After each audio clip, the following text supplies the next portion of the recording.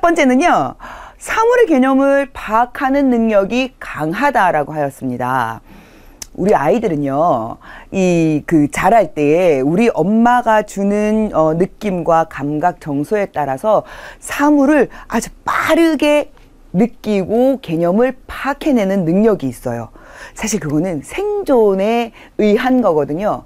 내가 태어나 봤더니 처음에는 깜깜한 데서 세상이 보이고 공기가 보이고 엄마가 보이고 먹을 것이 필요하고 목욕을 해야 되고, 그리고 나한테서 뭔가 불쾌한 것이 내 그 아래로 쏟아져 나오고, 엄마가 그걸 치워서 새로운 또 기저귀를 갈아주고, 이러한 과정들, 이러한 스트레스의 과정들을 아이들이 겪으면서, 아, 내가 빨리 여기에 적응을 해야 되겠다.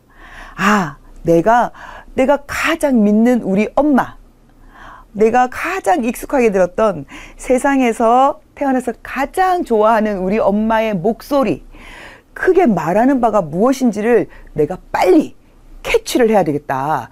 이런 욕구를 아이들은 가지고 있어요. 그게 생존에 의해서 본능적인 건데, 그래서 우리 아이들은 사물을 개념을 파악하는 능력이 아주 강합니다. 아주 빨리 그것들을 드러낼 수 있거든요.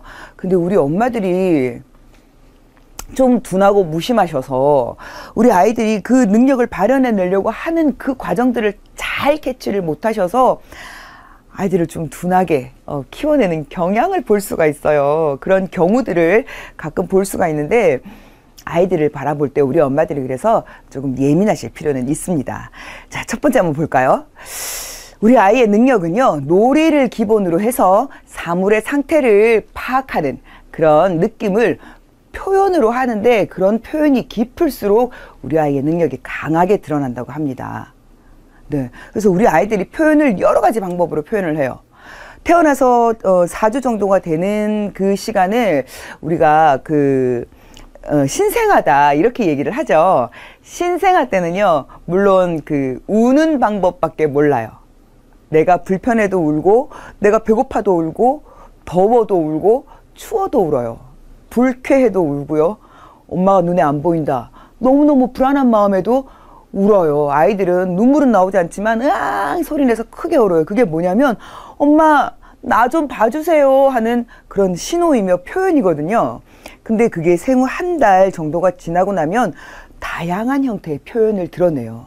손발을 막 움직이기도 하고요, 발을 쿵쿵대기도 하고, 여러 가지 이런 표현들을 드러내기를 하거든요. 고개짓을 왔다 갔다 한다든지, 얼굴 표정도 약간씩의 변화를 드러내 보이는 거죠. 이때 우리 엄마들이 우리 아이가 원하는 것이 무엇인지를 잘 캐치를 해주면 이 아이들이 훨씬 다양한 형태의 표현을 해낼 수가 있어요. 그런 아이들이 능력이 사물의 개념을 빨리 파악하는 능력을 강하게 얻어간다는 거죠. 그래서 역시나 우리 엄마들이 아이들을 잘 관찰하는 것이 중요하다는 겁니다. 자, 두 번째 한번 볼까요? 두 번째는요, 엄마가 제공하는 놀이를 통해서, 그 놀이를 통해서 여러 가지 개념을 익힌 아이들은요, 사물의 개념을 얼른 배운다고 합니다.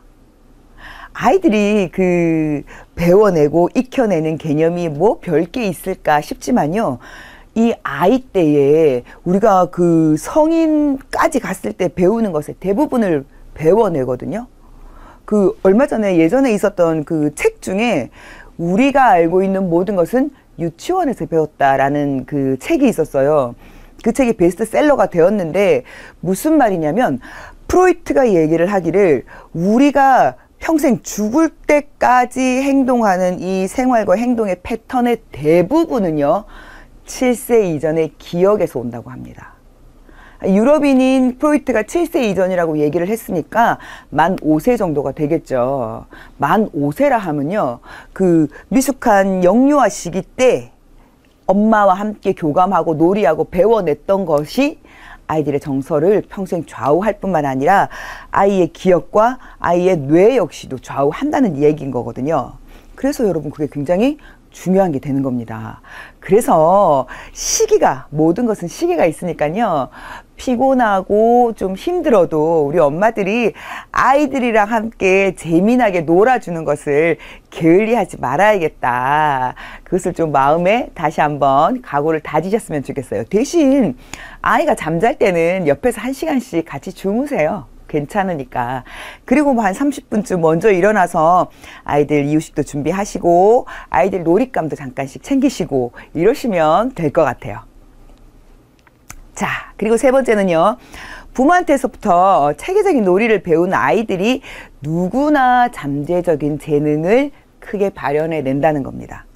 아이들은 이미 타고날 때 그 잠재적으로 본인들에 맞는 능력과 재능을 가지고 타고나요.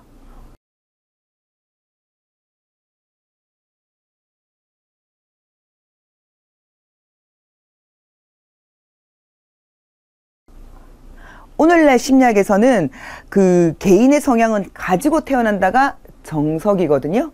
예전에만 해도 불과 한 10몇 년 전만 해도 성격은 만들어지는 것이다라고 했어요. 성격은 만들어지는 것이다. 그 스키너라고 하는 위대한 심리학자가 있어요. 행동주의 심리학을 창시한 학자인데 그 학자는 그런 얘기를 했죠. 사회적으로 크게 공언도 했어요. 나한테 10명의 아기들을 달라. 그리고 부모가 나한테 아기를 줄 때에 부모가 원하는 아이의 상을 말해달라. 내가 그대로 키워주마. 아이들이 그렇게 후천적으로 환경적으로 만들어진다라고 생각을 했었습니다. 물론 틀린 말은 아니에요.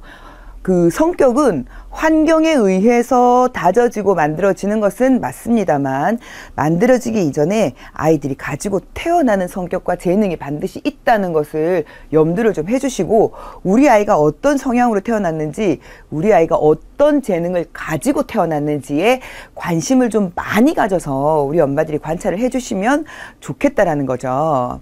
그래서 우리 부모로부터 말하기 놀이라든지 삼원색 카드 놀이라든지 뭐 과일 카드 놀이라든지 뭐 동물 카드 놀이라든지 그리고 엄마가 자주 노래를 불러준다든지 또 글자놀이 같은 것들을 아이가 글자를 모를 때라도 그런 것들을 해주는 그런 부모들, 그런 것들과 함께 놀았던, 부모와 함께 놀았던 우리 아이들이 두뇌가 훨씬 많이 자극되어서 훨씬 큰 능력을 발현해낼 수가 있다는 거죠.